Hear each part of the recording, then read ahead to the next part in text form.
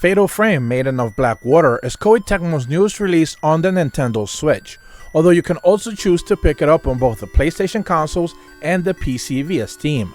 This atmospheric focused horror game is releasing just in time for Halloween, and it was originally dropped for the Wii U to mixed reactions. Thankfully, the developers saw that there's been a demand for the series to come back, and they decided to give this entry another shot. This being the 5th game in the series, is no surprise to see in a remaster route, on top of many prior entries still being stuck on just a Japanese release and they're not available in English. You mainly play as Yuri Kozukata, a young woman with a bit of a gift of the occult and plenty of knowledge of Mount Hikami, where this entry takes place. She's in a bit of a rescue mission with Hisoka, as plenty of disappearances have been happening around this area and even more unexplained phenomena have been occurring. It's their job to get to the bottom of it and rescue whoever is still alive. Unlike many traditional third-person horror games, this entry has always taken a bit of a methodical approach.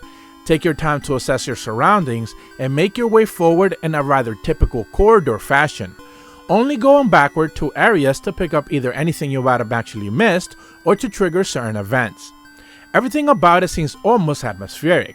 While there's plenty of tension and engagements with the otherworldly, most of your time is actually spent making sure you simply don't put yourself in a precarious situation. Your main tool of combat is the camera obscura that will let you take pictures of the ghosts and apparitions and even cause damage to them the closer they get. One interesting layered mechanic on top of all this is the fact that water in this mountain is basically cursed. So the more drenched your character is, the more danger you're being put on, which basically means that specters will constantly target you. However, the benefit of that, or perhaps the flip side of it, is that you're also stronger in the process, and your pictures will cause even more serious harm. Everything is points based, so think of it like an arcade game once you get into an engagement with the spirits. The closer they are, the better pictures you take of them, the bigger rewards. Kind of like Pokemon Snap, but not as creepy or as hectic. The story is told through different segmented chapters, and it makes it easy to go back and do some other areas again if you feel like you've actually done better or simply struggle getting through each one of the areas.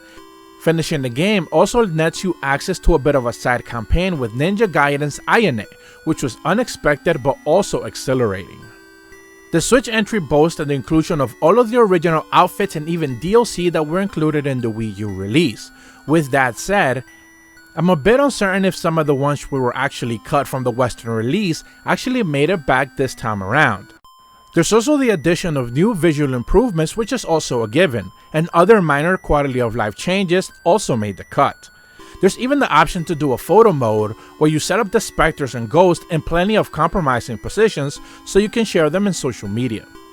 I spent most of my time playing this game on the Nintendo Switch OLED and everything just pops. The game looks fantastic in handheld mode, and docked didn't really exhibit any major performance flaws.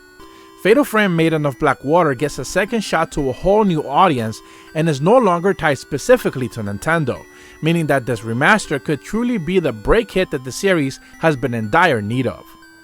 Nintendo Sphere gives Fatal Frame Maiden of Black Water on the Nintendo Switch a 7.5 out of 10. If you're brand new to my channel, be sure to leave a like and subscribe, hit the bell to receive notifications when the videos go up, and as always, thank you so much for watching.